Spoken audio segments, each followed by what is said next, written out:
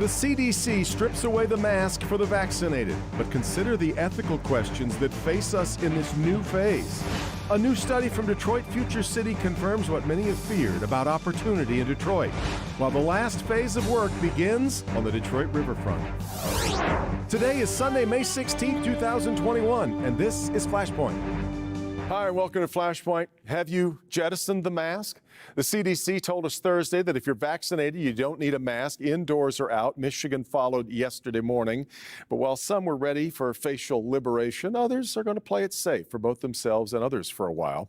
This announcement kind of kneecapped that Michigan plan that was built around hitting vaccine benchmarks to earn our way toward maskless living. But certainly the reasoning was the same, trying to incentivize people to get the vaccine. But we're moving into a tricky area now. Is it okay for you to ask someone if they've been vaccinated? Is that any of your business? Or in a worldwide health emergency, is it everyone's business? That's just one ethical conundrum, and we're going to dig into those and many others coming up. Also, Detroit Future Cities is tomorrow releasing a new report on opportunity in Detroit, and despite efforts to balance the playing field, there is a clear opportunity gap that remains in the Detroit revitalization efforts. But the report also suggests included fixes for it, and we'll talk about them. And a little later on, the extraordinary Detroit Riverwalk. It has been an amazing success story. It's just one more section to go, and ground was broken on it on the east part of the Riverwalk this past week. We'll talk about that too. It's all today on a busy morning on Flashpoint.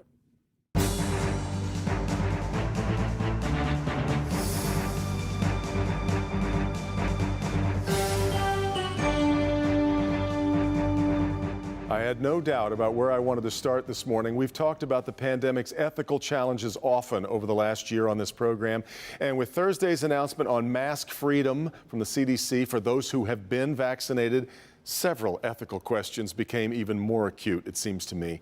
Do we all have an ethical duty to our fellow citizens to be vaccinated? Is your vaccine status any of my business? Can I hold it against you if you choose to exercise the right not to get a vaccine? On and on and on these questions can go. Let's talk about them with two medical ethicists. Dr. Michael Stellini, clinical professor of medicine at Wayne State, is back with us. And Jeffrey Burns is a medical ethicist and assistant professor of philosophy at Grand Valley State. Great to have you both here. Dr. Stellini, let me start with you with, I guess, the most pressing question that we have right now. Can we mandate that people be vaccinated, rather? Well, I think the precedent here is that we actually mandate that children be vaccinated before going to school. Of course, there are a lot of children who aren't, and it written into law is an exemption for medical reasons.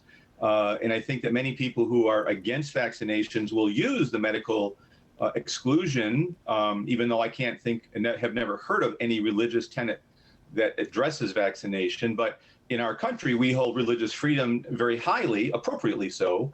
And so it's a way that people, have gotten into laws that we can avoid mandates. We have mandates that children will have certain vaccinations before going to school, but not all kids are vaccinated before they go to school.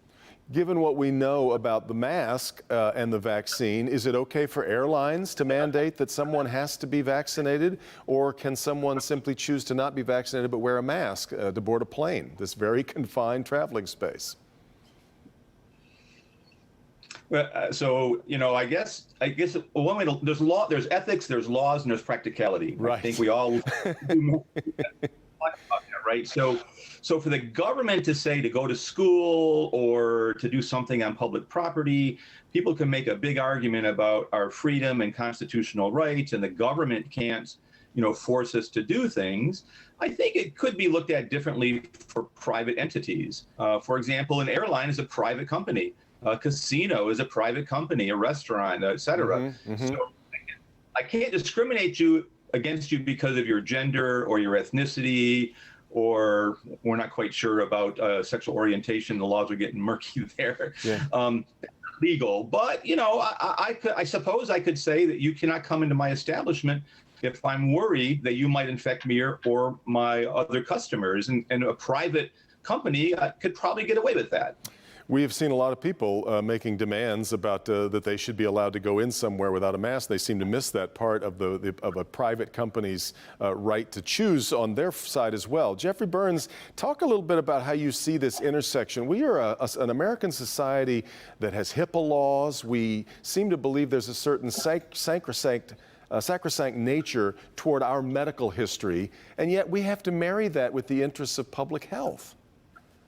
Well, I think you're exactly right to point out that these are in tension, our sort of deep cherishing of privacy, particularly around medical things, and the way in which that comes up against a certain public risk when we are talking about a virus that is transmissible in public spaces. I think we really have to hope that the decisions that we make can be guided by the best empirical evidence, the best science about transmission, and who and when we're at risk. We know that we make exceptions from HIPAA and privacy when we think about airline pilots and their medical history and other people whose health and health history has an impact on those around them, and we entrust our safety and health in their hands. Sometimes they give up some of that privacy. That may be true in the current situation when people who've been exposed to the virus or whether or not they've been vaccinated, it's reasonable to think that they may be asked questions about their medical history, such as have they been vaccinated.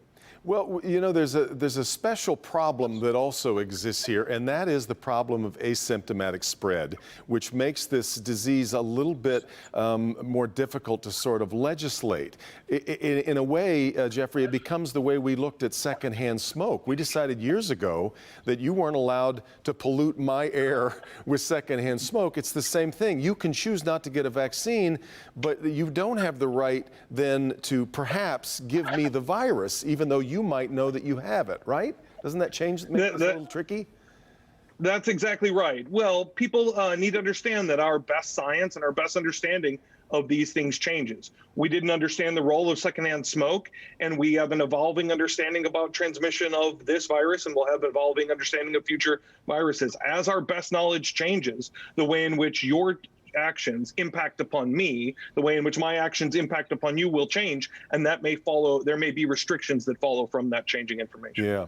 Dr. Stellini, the political regurgitation that has been dumped into this entire argument is so regrettable, but I got an email last week from a woman asking when we were going to start covering the conservative side of the vaccine instead of just the liberal side. I don't know what to do with that. We're covering medicine, I think, on a daily basis. I'm not sure it has a political persuasion, and yet that also affects our ability now to sort of make efforts toward good public health policy, right? Right, absolutely. You know, going back to the vaccination for children, it's understandable that parents are going to want the very best for their kids, not want to harm their kids, and people are going to have doubts, and sometimes those doubts are based on people without much scientific background saying things that are sort of just plain silly. But we're facing like tenfold that issue now with the politicization of the whole coronavirus, the pandemic, the vaccination, and the fact that people think there's a political and liberal view of the vaccination. It blows my mind. And as you were saying, where do you go with that? I'm sad. I'm so sad as a physician and somebody who cares about public health that it's gone that way. We could probably go on for a long time about why, but I think what's most important is that we help our fellow citizens understand this is not about politics. You can have your view about fiscal policy or other moral values in society, and there's lots of them, right? But this is not one of those. Absolutely not one of those. This is public health. This is science. The science isn't perfect, and as Dr. Burns said, to go with what we know.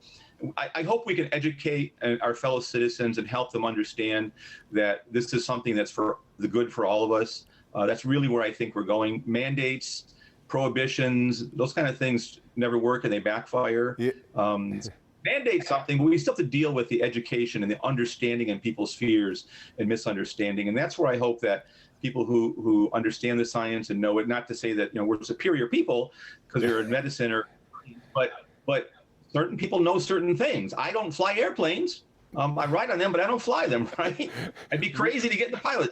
We absolutely rely on the expertise of many others. However, and the last point on this, Dr. Burns, if you would, those who say, look, this vaccine hasn't been around very long, and in fact, it still only has emergency authorization. It's not fully approved. They've got a point, don't they? Well, they're not wrong that it has emergency approval right now. But the fact is the technology has been around longer than the vaccine, this particular COVID vaccine itself has been. So we know a little bit more about this, I think, than sometimes people give us credit for knowing. Second, the reason why it's only under emergency use is to hurry up to get it out for the safety of the people who are at risk from COVID itself. So some of that has been a strategic decision, not to truncate the science, but to expedite things as quickly as possible, removing a lot of the paperwork and the red tape in order to get this vaccine out to the people who are most at risk. Mandates and so forth may serve to make some people feel better, but it also runs the risk of entrenching the polarization around the vaccine itself, and we might be better served to put some of that same energy toward education. We have just scraped the first layer of icing on a massive ethical cake, but it's a pretty great start on a really important conversation. I thank you both so much for the time. Stay safe, and we'll talk to you again soon, I hope. All right. Thank you. Thanks. You got it. We'll continue with more. A new report on opportunity in Detroit. Who's getting it? Who isn't? This is Flashpoint on Local 4.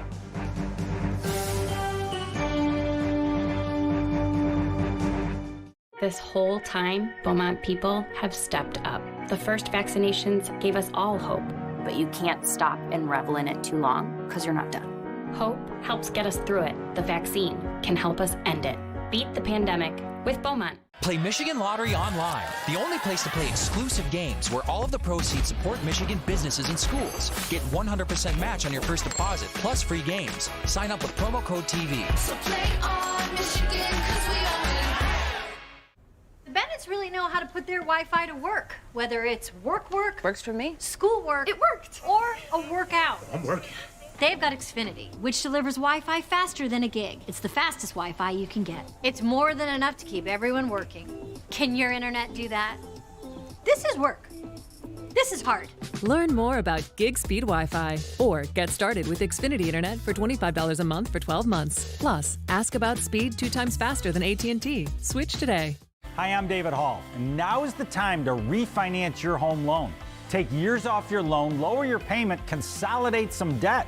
Hall Financial's ready to help you achieve your goals. Don't miss out on historically low rates. Go to davidhallmortgage.com. Guys, breakfast!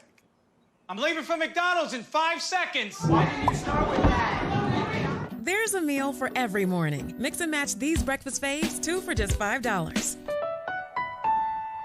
What are you guys hiding from us parents? The spying apps that parents will put on your phones don't mean anything to you? There's a way to get around almost all of them. You can purchase drugs on any of the social media apps. I can go to my phone right now and show you like 5 different stories. Be like, hey, you want drugs? Like just like right there, not hidden, right in the public. It's become so normalized. Like this is what's going on. It's so popular. Hey, your kids are doing this. Help them going forward. Help them.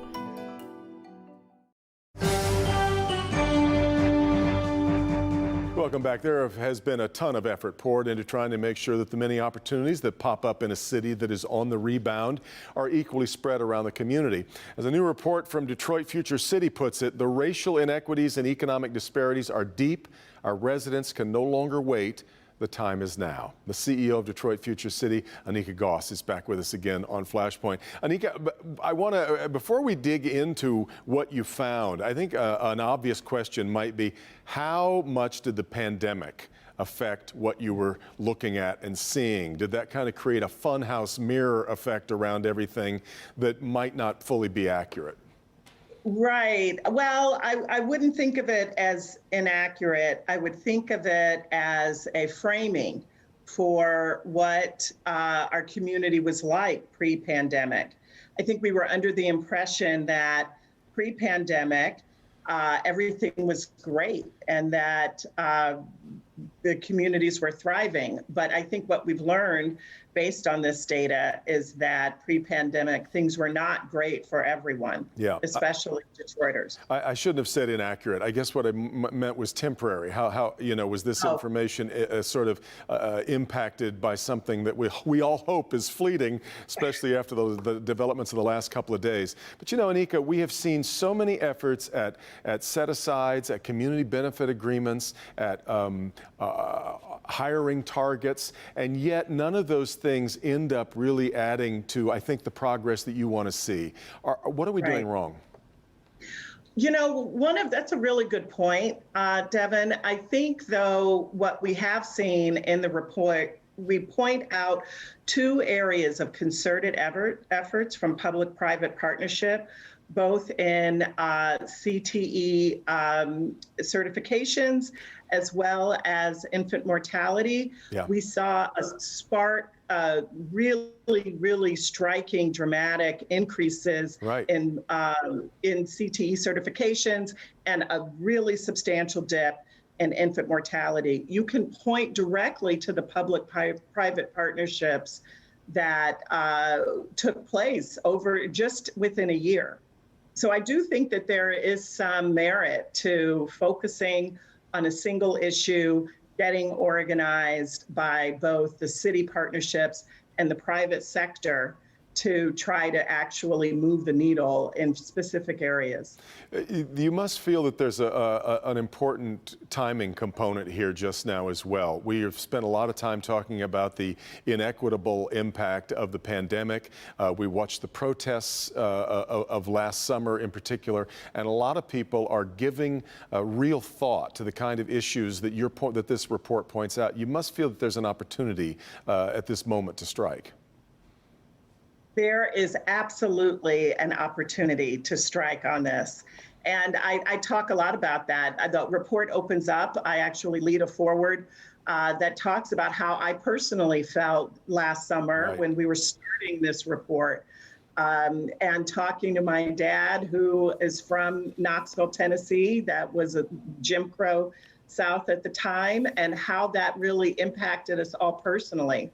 And so being able to look at this report, we don't shy away from the impact of systemic racism, of discriminatory policies like redlining and others that prevented wealth and opportunity, that created barriers to homeownership, barriers to owning business.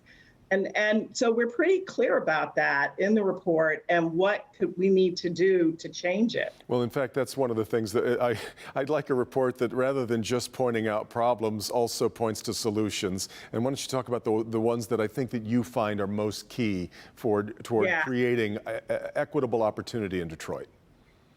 Thank you. So I think the idea of a middle wage job, regardless of your degree, or whether or not you have a bachelor's degree, is the first place that we need to start as a city and a community. The idea that you can actually, the disparity right now is double. So $17 if you don't have a degree, $32 with a degree, but only 17% of Detroiters actually have a bachelor's degree. The math is pretty clear then, isn't it? Yeah, it really points to, we have to be clear about middle wage jobs availability in Detroit. We also need to be focused on middle class neighborhoods, which is something we've talked about with you on this show before. But what we're finding, even in the past couple of years, is that we're losing middle class neighborhoods, and we're only gaining in places that you would expect, downtown and midtown. And that's a problem for all of us here in Detroit. I don't think you would have the job that you have if you weren't an optimist, but I am curious, when you come out of a report like this that shows just how far we all still have to go, do you retain your optimism, or do you kind of smack your head and go, man, this is a problem? I feel like this is absolutely a time for optimism and opportunity. What better time than now, right? Everyone wants to be at the table to come together and figure out how we can build a prosperous Detroit. We also talk about the region quite a bit in the report and how well the region is doing. And so for us to be able to say we can create a Detroit that can thrive and benefit and prosper because we have a prosperous region, there's nothing but good that will come from that. That is absolutely an optimistic perspective. The full report is going to be formally released tomorrow. Anika, I'm so appreciative that you gave us a sneak peek and let us take a look at it in there today. And good luck in the weeks ahead. Thanks so much. Thank you so much for having me, Devin. Always good to have you on the program. We come back, we'll talk about a big project on the Detroit riverfront moving into its final phase. This is Flashpoint on Local 4.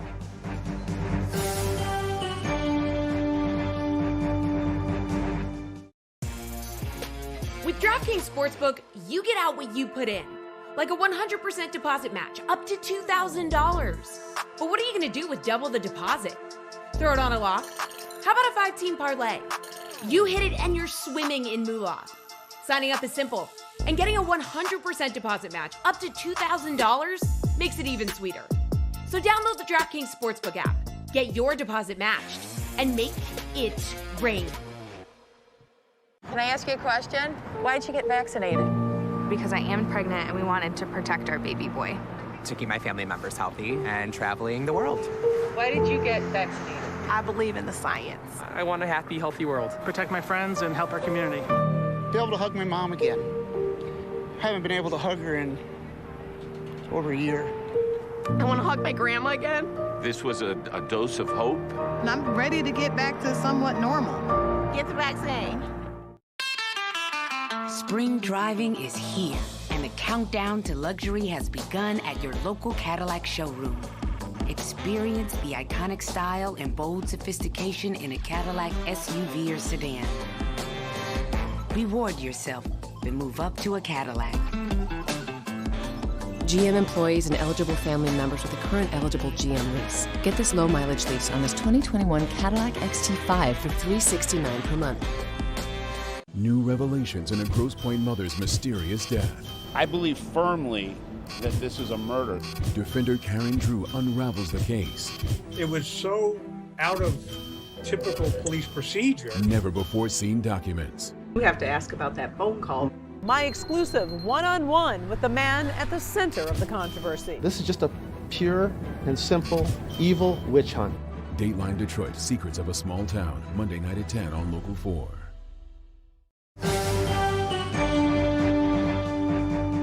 Pandemic kept a lot of us locked down for far too long. If you're looking to stretch your legs and you haven't yet spent time on the Detroit Riverwalk, you need to do yourself a favor and do as many others do on a daily basis and walk along the Detroit River on this extraordinary gym. This past week, ground was broken on the last section that will complete the eastern section of the riverfront. And Matt Cullen, the chairman of the Detroit Riverfront Conservancy, is here to talk about where we've been and what's left to do. Matt, good to see you. I know this was a big week for you to finally get to that last component. Before we talk about that, I want to go way back, and I hate to tell you how many years ago it was that I know when you were working at GM, sitting in the RINSEN, looking down and thinking, how in the world have we not done something with this riverfront? And now you look at where it is these many years later. It's got to be amazing even to you. No, you're right, Devin. And it was a great day for us last week when we kind of took down that last fence to get onto the Uniroyal site. Allow us to make good on our commitment to connect the entire eastern riverfront. I mean, 25 years ago, General Motors bought the Renaissance Center, which is hard to believe by itself. Wow. Yeah. And then you're right. We sat there looking down. We saw the cement silos and abandoned buildings. You looked to Windsor, you looked to Chicago, and you say, why can't we do that, right? And so here we are. I mean, I don't know whether we get poor grades for speed or great grades for persistence, because 20 years later, we're finishing the East Riverfront. We're very proud of it. Well, and for that, in that short period of time, USA Today had that national vote. It wins as the best river, which is crazy when you look at the head start that, say, San Antonio and so many other places have had. But this has clearly had an impact on a lot of lives, and you see it every time you get down there and walk, and you see the array of faces, ages, ethnicities, on and on and on. It's just a real amazing panorama of people. It is. I mean, 3.5 million visitors last year. I mean, it actually went up considerably during the COVID time. And you're right, Devin. It brings our community together. I mean, there wasn't a place like that before the riverfront came to fruition, where everybody came together. And so it's just so exciting to be able, you'll be able to go from the Renaissance Center now by the end of next year and go all the way to Belle Isle, or from Eastern Market to Belle Isle. And so it's just a huge day for us. Shout out to Kresge and GM and the city of Detroit, Mayor Duggan, for finally getting us on that site. I mean, it'd been that the Euro site was knocked down in 1980, so it's been sitting there just as an eyesore since then. And so a big day for everybody, I think, from an emotional standpoint. Well, and we're looking at some of the pictures here of what's to come. But even as the pandemic created the need for people to be able to have a place to go, especially outside, it also, though, had to clutter the logistical parts of moving forward, the financial parts of moving forward. What kind of challenge has the last year been for you?